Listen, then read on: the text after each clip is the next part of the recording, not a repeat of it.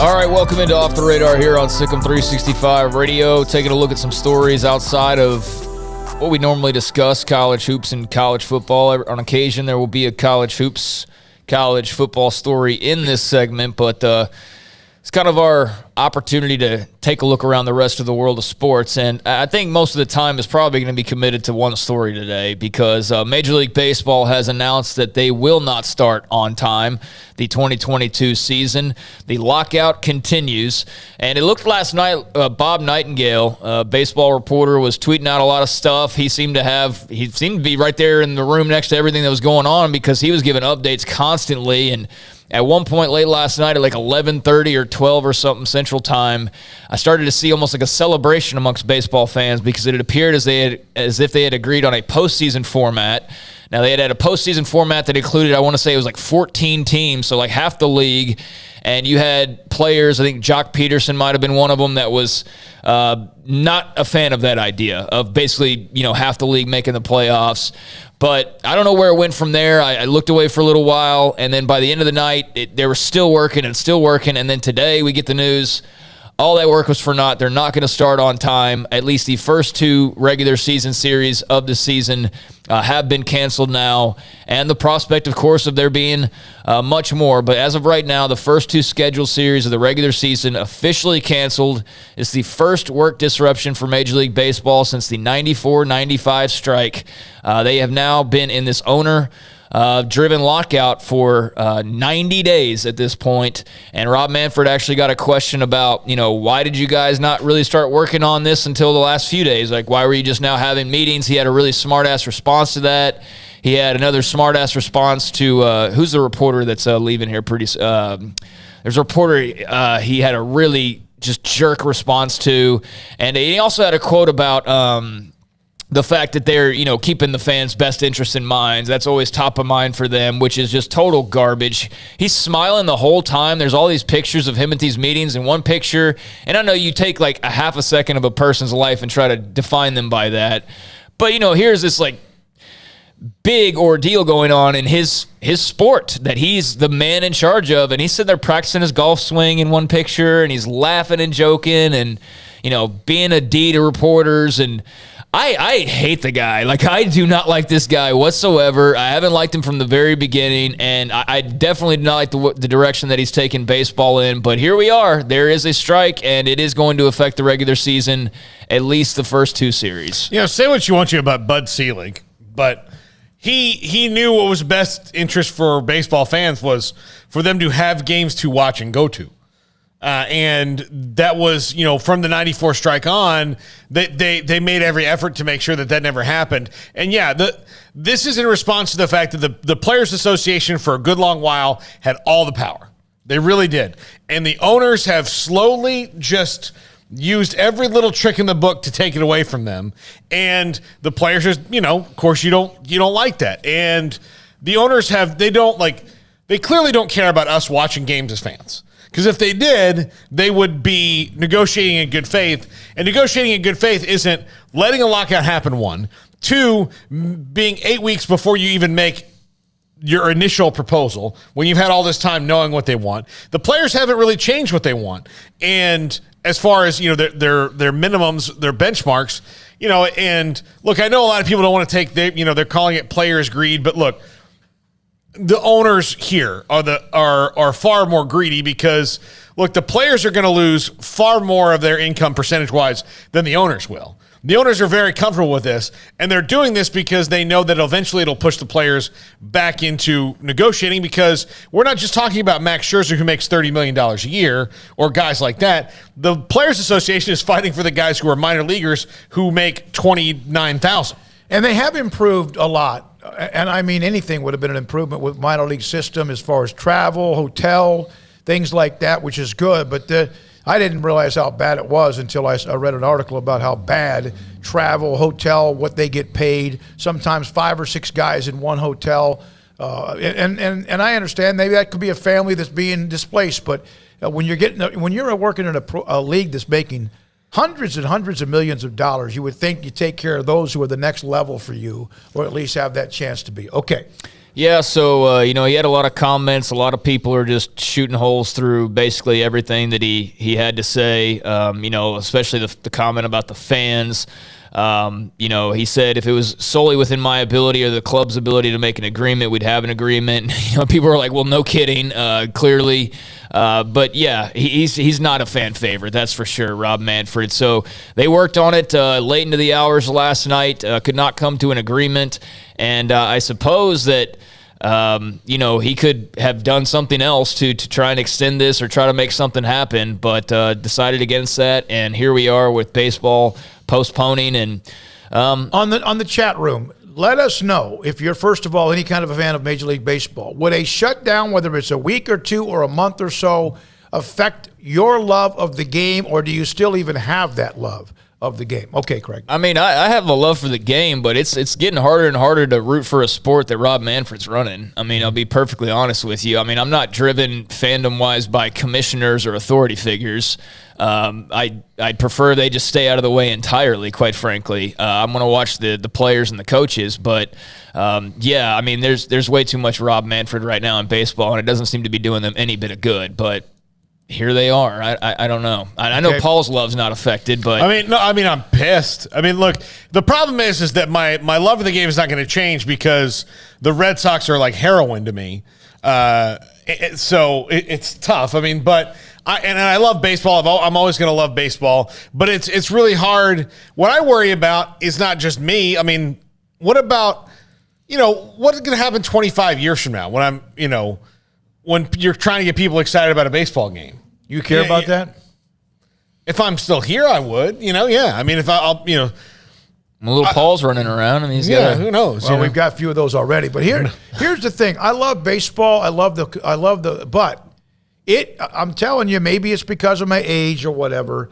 I don't watch nearly much anything NBA. And it's not because of all the things with Black Lives Matter or equality. It has nothing to do with it. It's just who I am now as a sports fan. Now, that has a little bit to do with some people and what they watch or don't. Some have even said in the chat room, they're out with the NFL, same thing. Major League Baseball, on occasion, I will watch the postseason now. Everything for me now has almost become the postseason. The NFL and college football, it's every single weekend I'll watch. Yeah, Andy McCullough, he had a tweet that I think kind of summed up everything, especially you see a lot of baseball reporters today who are bummed out, obviously. They've been drumming up excitement for this season to start, and now they're, not going to start their jobs, basically, for a couple of weeks later than they expected to, like Julia Morales, who's an Astros clubhouse reporter. She had a tweet. She was ticked off, obviously, or upset.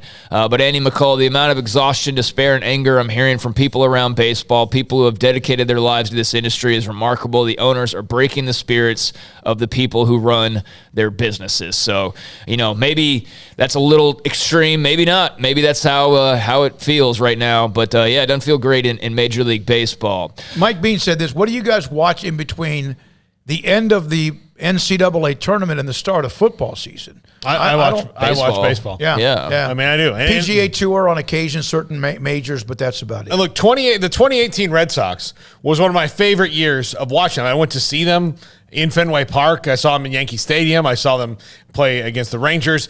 It was great. It reinvigorated whatever Wayne, anytime something wanes a little bit, they had a couple of off years, and I'm like, maybe I won't watch as much. Then they have this excellent team, and and they were amazing. So yeah, I love that. So it's going to come around, and I'm going to love that again. But I'm scarred a little bit. Don't be like Cowboys fans that said I'll never be a Cowboys fan. No. Once Tom Landry was fired, you'll lock back in. Everybody says that stuff until your team's good again. You're like, been a Cowboys fan since '75. Yeah, exactly.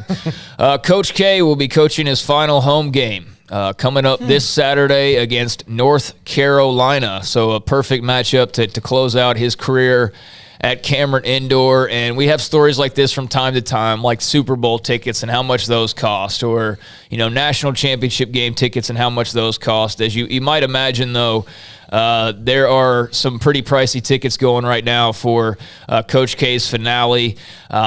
Right now, they had done like a charity thing, and Michael Marks had paid $250,000 a ticket to attend Coach K's final game. Now, this is an auction type deal, so $250K for a ticket to Coach K's final game. So he's the one paying that. Nobody else is obviously paying that. It'd be nothing but millionaires and billionaires in that arena.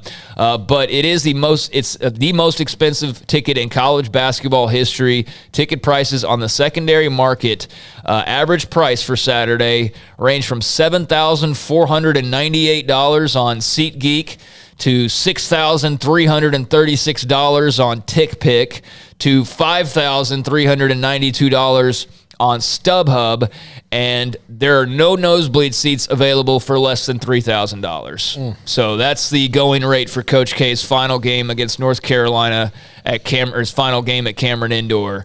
You're paying at least $3,000 just for nosebleed seats. Yeah, it had to be set up. They had to be the last game. Had to be Duke and North Carolina at Cameron. There's no one else, no matter what. Even if North Carolina had tanked the last 5 or 6 years. Look, Hubert Davis has to be. Oh, I know. I'm sure when he got the schedule and they heard about Coach K leaving, he's like, look, man, especially now, you got to think they need wins. North Carolina needs wins. I think they're in. I think they're in, but they need some wins. It wouldn't hurt. It wouldn't hurt to beat a top 5 team, no question. Bruce Arians had some interesting comments today talking about Tom Brady. You might not know the NFL Combine starts on Thursday. Players have already started arriving in Indianapolis, so that's all getting underway now. But you're going to hear a lot of interviews and different, rumors and whatnot stemming from the time at the Combine. So Bruce Arians and his general manager Jason Licht were talking on Tuesday, and the subject of Tom Brady's retirement was brought up, and Bruce Arians said that the door is not closed. It's never closed.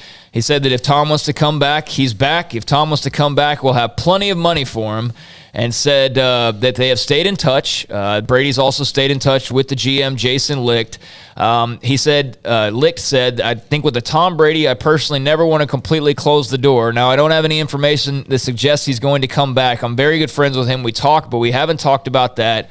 Don't want to apply any pressure in that regard right now. But he's Tom Brady. If a Tom Brady wants to come back, we'd welcome him back. Now, Arians had a couple different types of comments versus we'd welcome him back with open arms. Arians said he slammed the door shut when I talked to him. I think like a lot of these guys, he likes to have his name out there, basically suggesting that Brady just wants the rumors swirling. But Arians said that every time that they had met, he was fantastic. They talked about how he felt, and he even said that he had convinced himself that Tom was coming back after they had talked after Week 16, but that obviously was not going to be the case. But the most interesting part about that was the fact that they asked him, like, what would it take, or what if Tom decides he wants to come back if he doesn't want to play for the Bucs? And Bruce Arians said, that's bad business. That's not happening. If he comes back, he's going to be a Tampa Bay Buccaneer, and they are not going to make it easy or allow him to go play for anybody else. So I wonder if that has been in Tom's mind, or if this was a concrete retirement from when he said it, or if he thought, okay, I'll retire. Maybe that'll get me, I mean, he's a smart dude, so I wouldn't put it past him to be a couple of chess moves ahead. But Arians shot that down. Also said, what would it take for Tom Brady to be traded? He said 5 number ones. So 5 number ones, and Tom's not going anywhere. But what do y'all think? Y'all think he stays retired? I do. I think he does. I do. I think he does. And he was so close to yet another trip, but I think so. I think once you start thinking you're retired or start thinking about retirement, you're retired. Yeah, that seems to be kind of the way that it goes. So Brett Favre was in a tiff with the Packers. Mm-hmm. Tom's not in a tiff with the Buccaneers. I mean, so it was. They just lost their best maybe offensive lineman who retired at the age of 28. And Ryan Jensen's a free agent too. Yeah, Chris Godwin's a free agent. There's a lot. So there's this whole Russia-Ukraine crisis going on right now, and this is just a little aside story to that because we don't dip into politics and all of that, but there's been a lot of businesses that are boycotting Russia, stopping sending packages to Russia, stopping everything. I mean, they've basically been boycotted all across the world for the most part.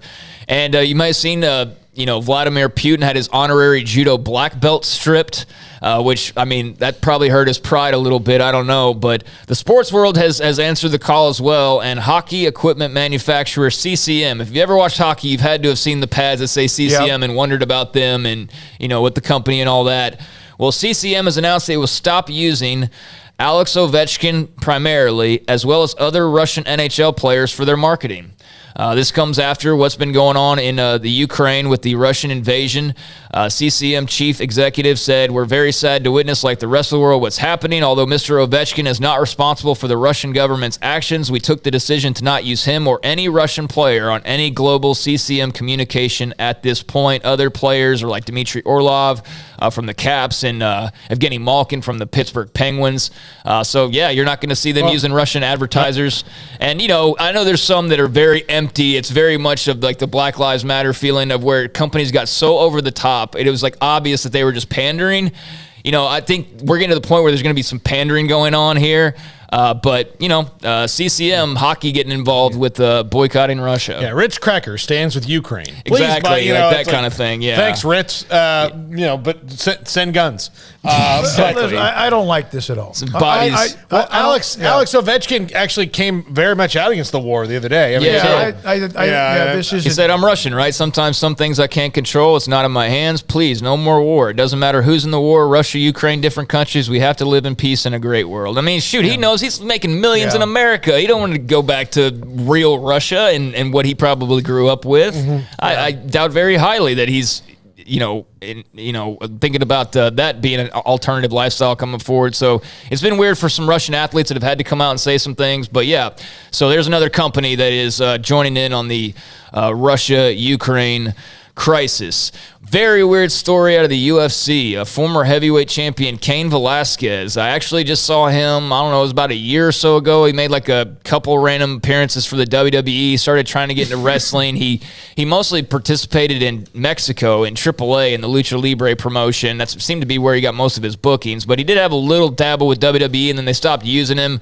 I don't watch much anymore, so I don't know if that's because he wasn't very good or not, but either way, it doesn't matter because he is probably going to jail for a very long time. Former heavyweight champ. He was arrested on Monday for attempted murder and booked into Santa Clara County Jail. According to the San Jose Police Department, he's being held without bail and will have a court date tomorrow. On Monday evening, it was announced that there was a shooting in the city near an intersection. Police said an adult male was shot at least once and transported to the hospital with non-life-threatening injuries. And today, on Tuesday, it was announced that they had identified the shooter as the former UFC heavyweight champ, Kane Velasquez. So there's not a lot of details as to what exactly was going on. His UFC career, it faded. It's been faded for a while now. But so far, his team, as you might imagine, not much to say. So, yeah, don't think it matters, what his future career plans are, because those are going to be sidetracked based on this police report. But just a random and bizarre story, and I'm not sure the details of what actually happened. But if you watch the UFC like I did when he was the heavyweight champ, he was a pretty good fighter, pretty good champion, and now I doubt that we ever see him in the octagon again. So pretty bizarre story. I don't want to take away one of your stories, but you've seen champions from Ukraine, boxers. Is that going to be a part of what you're talking about today? No, go ahead. Joined the army. Oh, yeah, in various picked up arms. Well, the Klitschko brothers are like right there in the thick of it. I mean, one of them's a mayor of Kiev, and he's talked about, picking up arms. I mean, basically, if you're a male and you are, I don't know what the age limit is, but if you're even resembling an adult in any way, or maybe even not, if you're even entering your teens, I think you've picked up a gun at this point and you're fighting. No question. So, yeah, that's just a wild scenario out there.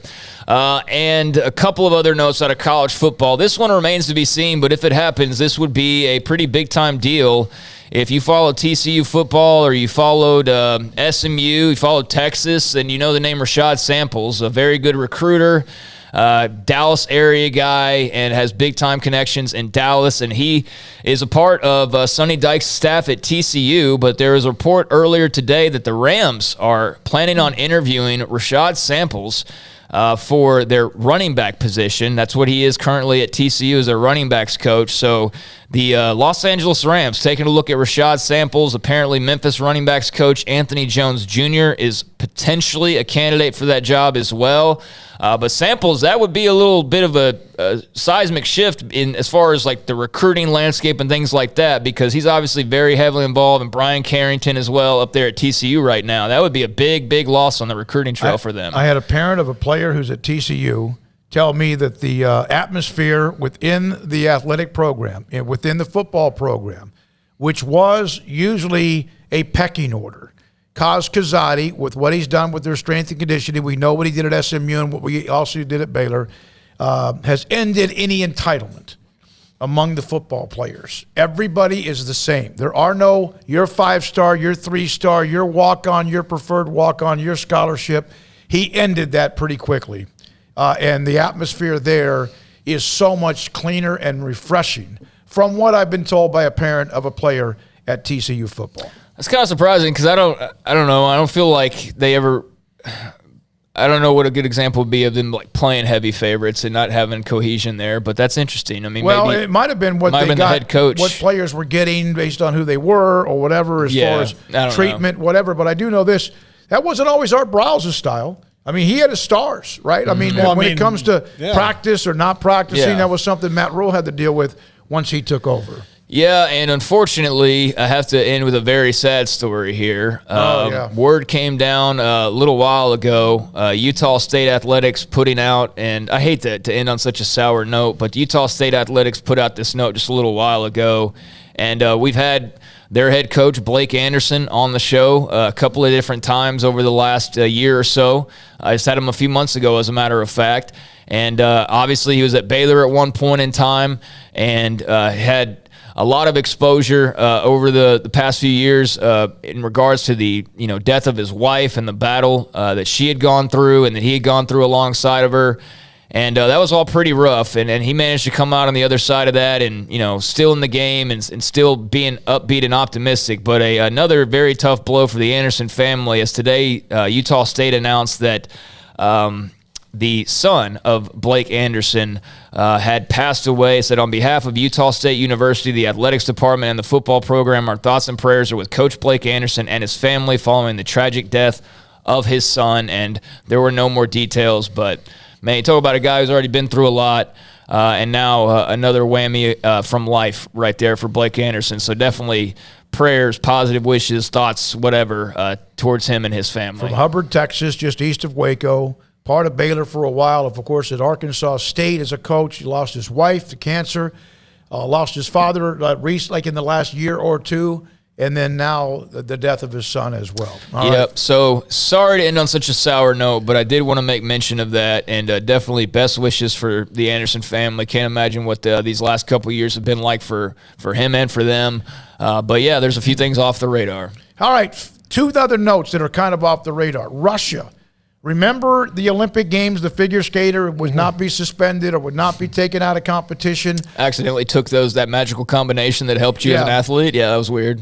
Sweeping move to isolate and condemn Russia after invading the Ukraine. IOC said basically urging sports bodies on Monday. And by the way, they invaded after the Olympic Games. You wonder if that had anything to do with it. Yes. You know that? Oh, yeah, of course. Yeah. To exclude countries' athletes and officials from international sports after the Olympic Games controversy. And FIFA announced it will indefinitely suspend Russia, teams, men and women, from World Cup events. This means Russia will certainly not participate in the World Cup coming up in November. Jack, going to call them some other team name, ROC or something like that? Jack, what was Russia's, what was their World Cup setup? What was their standing? Yeah, okay. But not a threat necessarily? I don't know. They made it pretty far when they hosted in 2018. Okay, so. All right, Greg, great stuff as always. The IOC coming out and saying anything in regards to anything, especially involving corruption of any kind, is hilarious. Yeah, it is, no question. All right, when we come back, Ncaa, Colin, and Bailey.